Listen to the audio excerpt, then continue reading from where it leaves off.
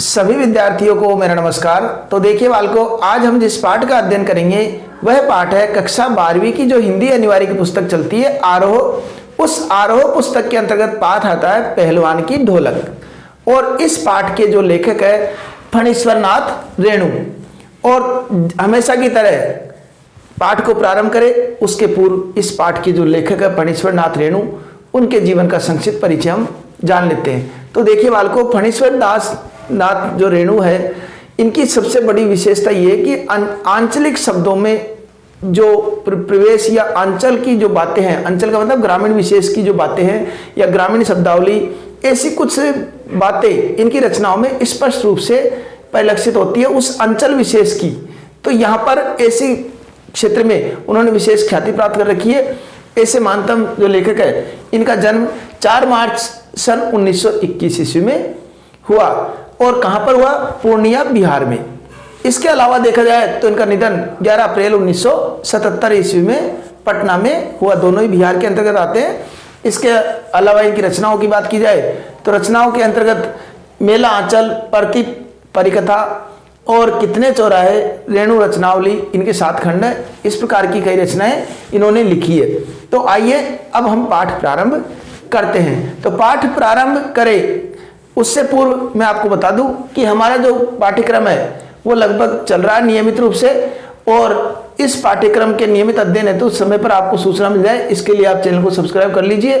तो आइए अब पाठ प्रारंभ करते हैं। तो इस पहलवान की ढोलक जो पाठ है, इस पाठ में जो मुख्य रूप से बात बताई गई है वह बताई गई है कि व्यवस्था परिवर्तन होने के साथ साथ लोक कला में और लोगों के प्रति या देश में किस प्रकार की परिस्थितियां बदल जाती है। इन सब बातों को इस पाठ में पहलवान के उदाहरण के माध्यम से प्रकट किया है। जैसे बताया कि व्यवस्था परिवर्तन के साथ लोक कला और इसके कलाकारों की अप्रासंगिक होने की कहानी इसमें मुख्य रूप से प्रकट होती है। अप्रासंगिक का मतलब है कि उनका महत्व कम हो जाता है। कई बार तो हम देखें, कई बार तो उस व्यक्ति का महत्व है। आज हम देखें तो पुराने जमाने में जो बातें काफी प्रसिद्ध थी, आज कहीं न कहीं वो लुप्त हो गई है। कारण क्या है? कई बार इसमें सत्ता परिवर्तन या व्यवस्था परिवर्तन का भी महत्वपूर्ण योगदान होता है, क्योंकि राजा जो बन गया या जो मुख्य शासक है उसकी रुचि के अनुसार जो कार्य होता है वह अपने आप ही प्रसिद्धि की ओर बढ़ जाता है। तो यहाँ पर पहलवान, जैसा कि पाठ में शुरुआत में जो बताया गया कि वहां पर एक महामारी का दृश्य और महामारी के कारण लोग पीड़ित हो रहे, प्लेग जैसी महामारी फैल गई, उस समय भी उन्होंने ढोलक की आवाज के माध्यम से सबको विश्वास दिलाते थे। ये सब बातें हम पढ़ेंगे, इसमें पाठ के प्रारंभ में दी थी, लेकिन हम इस पाठ को तरीके से पहले पहलवान के बचपन के जीवन के बारे में जानेंगे। पहलवान के बचपन की सबसे बड़ी विशेषता ये थी कि वो 9 वर्ष की अवस्था में ही उन्होंने अपने माता पिता को खो दिया था। अब माता पिता, जिसके बालक के 9 वर्ष की अवस्था में माता पिता का निधन हो जाए, उस बालक पर कितने दुखों का पहाड़ टूट पड़ता है, ये हम भलीभांति समझते हैं। 9 वर्ष की अवस्था में माता पिता का निधन हो गया।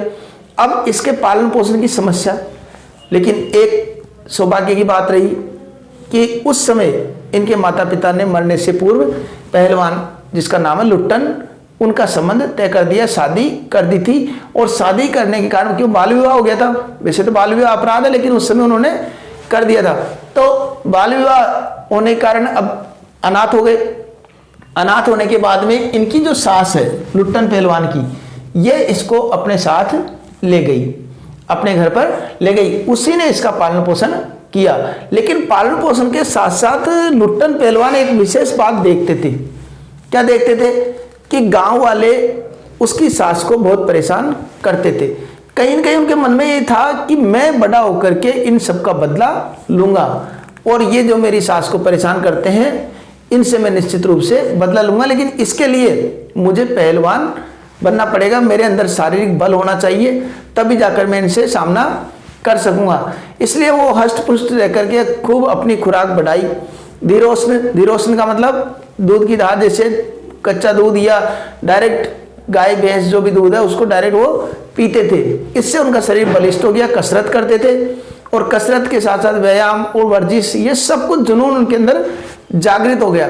अब जागृत हो गया, पहलवान बन गए, गांव वालों को भी लगा कि पहलवान है। अब एक बार क्या हुआ कि वहां पर दंगल देखने के लिए वो श्यामनगर गए, क्योंकि श्यामानंद जो राजा है इस क्षेत्र के, उस श्यामनगर में एक मेला भरता था और मेला बड़ा दर्शनीय होता था।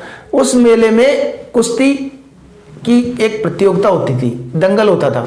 तो उस दंगल को देखने के लिए घूमते घूमते लुट्टन पहलवान भी वहां पर पहुंच जाता है। लुट्टन पहलवान पहुंचने के बाद में क्या देखते हैं कि मेले में चांद सिंह, जो कि क्योंकि चांद सिंह जो है ये पंजाब पास पड़ोसी राज्य का एक व्यक्ति है चांद सिंह, और इसने कई लोगों को परास्त करके और एक शेर के बच्चे की क्या उपाधि हासिल कर ली, शेर के बच्चे की। तो शेर के बच्चे की उपाधि इसने हासिल कर ली थी, क्योंकि इसके सामने कोई लड़ने की हिम्मत नहीं कर पाता था। आता था कुश्ती के दंगल में आकर के और ललकार करके और चल जाता था, किसी की हिम्मत नहीं होती थी। लेकिन जब लुट्टन ने वहां देखा उस मेले में कि चांद सिंह है या पहलवान ललकार रहा है, उसने चुनौती दे दी। लुट्टन ने चुनौती दे दी। चुनौती जो ही दी, चांद सिंह उस पर टूट पड़ा। चांद सिंह का नाम ही शेर का बच्चा, उपमा उसकी।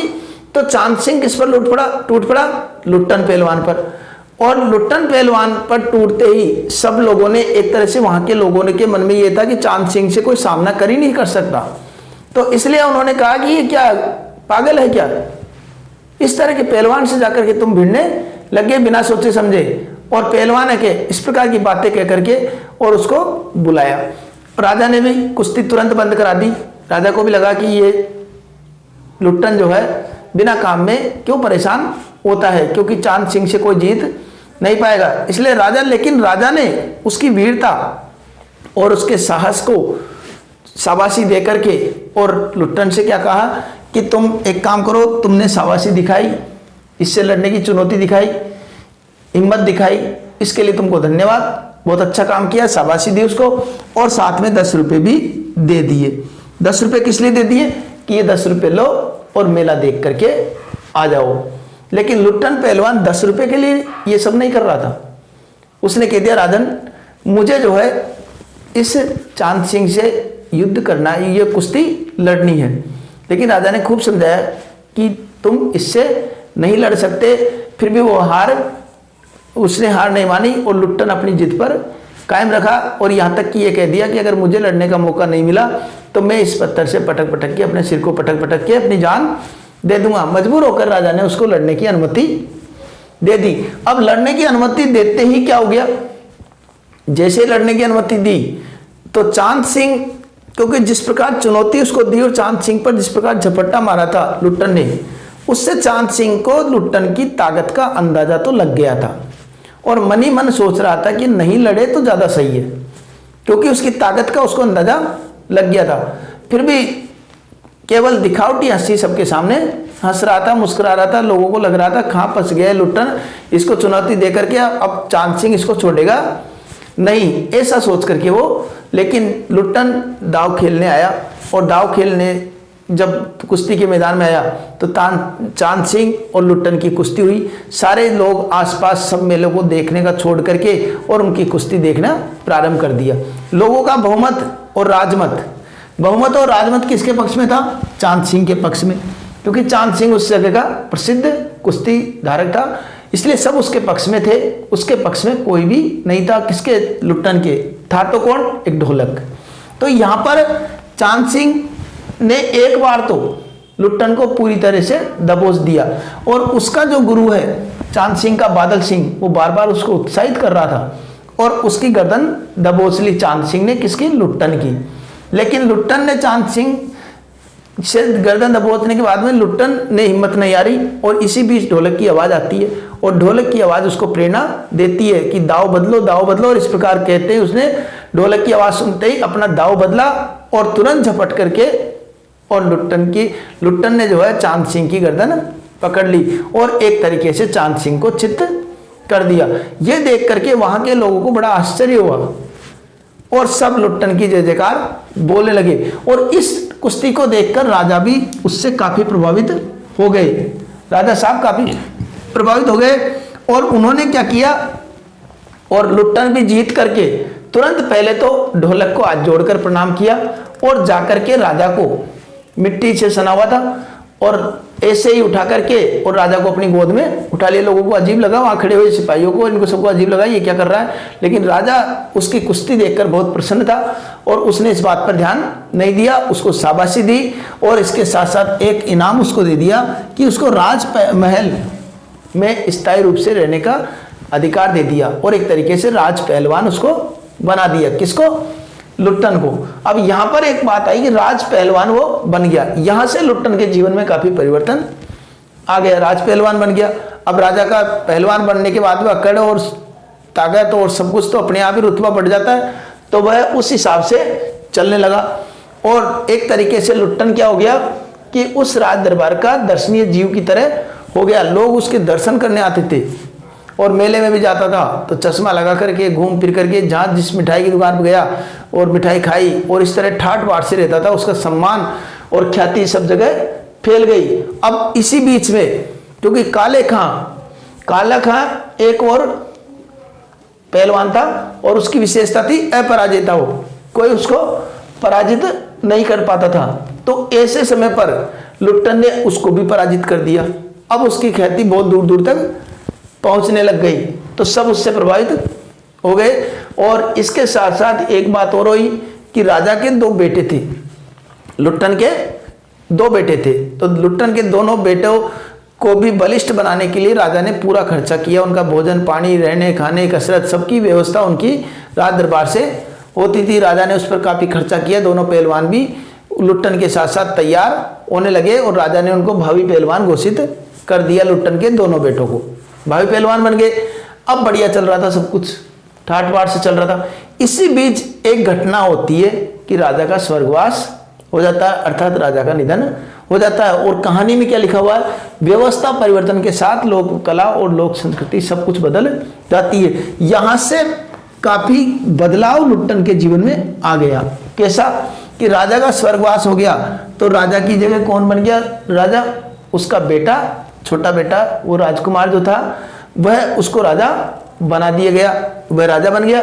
अब राजकुमार जैसे ही वो राजा बना उसको लगा कि इतना खर्चा, क्योंकि उसके कुश्ती इनमें सब में ज्यादा शौक नहीं था, दंगल का इनका शौक उनको नहीं था, इसलिए उसने देखा कि ये खर्चा व्यर्थ का हो रहा है तो क्यों ना ये खर्चा बंद कर दिया जाए। उसने तुरंत वो खर्चा बंद किया क्योंकि उसकी शौक जो था वो घुड़सवारी का शौक था और इस कारण से कुश्ती पर होने वाले खर्च को उन्होंने फालतू खर्च माना और उसको तुरंत बंद कर दिया।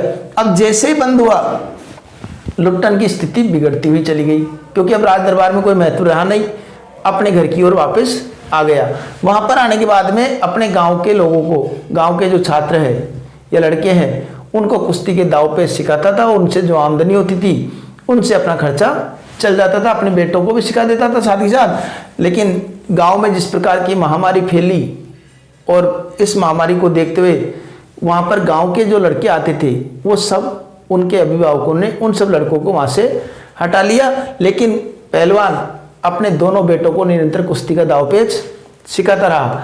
अब गांव में स्थिति कैसे हो गई? महामारी का प्रकोप कैसे बढ़ा? ये भी एक प्रश्न आता है कि महामारी का प्रकोप बढ़ने के बाद भी पहलवान की ढोलक बंद नहीं होती थी और ढोलक जिस प्रकार की आवाज निकलती थी, चढ़ ढा दिख जा, अर्थात भिड़ जा, इस तरह की बातें वो कह रही हो जैसे, अर्थात हर परिस्थिति का सामना करने का साहस वो दिला रही थी। क्योंकि हर घर में चीख आ रही थी, चीख रहे थे बच्चे, माँ माँ करके पुकार रहे थे, कोई उल्टी कर रहा था, बाकी काफी दर्दनाक दृश्य उपस्थित हो रहा था। ये स्थिति हो गई थी कि एक का दाह संस्कार करके आया, दूसरा मरने के लिए घर में तैयार रहता था। इतनी दर्दनाक स्थिति में भी केवल हिम्मत बढ़ती थी। रात्रि के निस्तब्धता में सब कुछ शांत हो जाता था। ऐसे शांत वातावरण में, निस्तब्ध वातावरण में भी पहलवान की ढोलक निरंतर चलती रहती थी और उनको उत्साहित करती रहती थी। लेकिन एक दिन क्या हुआ कि पहलवान के दोनों बच्चे वो भी महामारी के शिकार हो गए। अब महामारी के शिकार होने के बाद में, पहलवान के दोनों बच्चों के बीमार पड़ने के बाद में, मरणासन स्थिति में आ जाने के बाद भी पहलवान ने ढोलक के माध्यम से उनको उत्साहित किया, उनको बल दिलाने का प्रयास किया और वह लुट्टन के दोनों बेटे जो है अंत समय में भी उस जो है चित्त अवस्था में नहीं मरे और सीधे पेट के बल वो लेटे, मतलब सीधे चित्त होता है जिसमें चित्त कर देते हैं, उल्टा वो लेटे। तो इस प्रकार दोनों बेटों को खुद अपने कंधों पे बिठा करके लेकर के और दोनों का अंतिम संस्कार किया और ढोलक निरंतर बजती रही।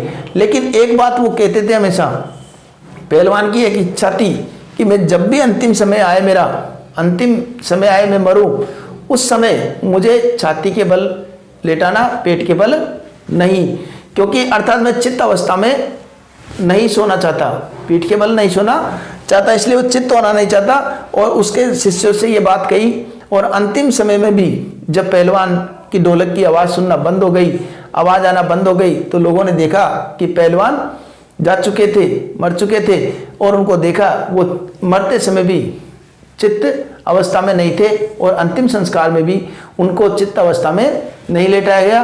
और एक तरीके से देखा जाए, पहलवान ने इतने सारी परिस्थिति आने के बाद भी अपने जीवन में कभी हार नहीं मानी।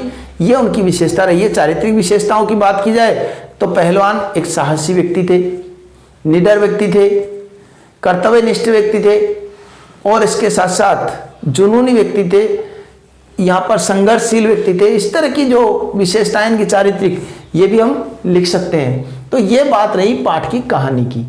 अब कहानी पाठ की हो गई, कहानी के साथ साथ अब हमको इसका विशेष प्रसंग किस प्रकार लिखे, कोई मान लो से प्रसंग व्याख्या आ जाए तो उसको हमको किस प्रकार लिखना है, वो भी संक्षिप्त रूप से मैं आपको बता देता हूँ। तो इसमें विशेष के लिए हमको क्या करना है, पहले हमको प्रसंग लिखना है, हमेशा की तरह ही पहले प्रसंग।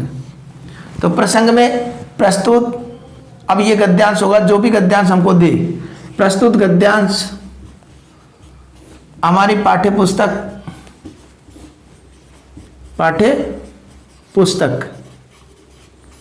अब पाठ्य पुस्तक का नाम भी लिख देंगे हम, आरोह के अंतर्गत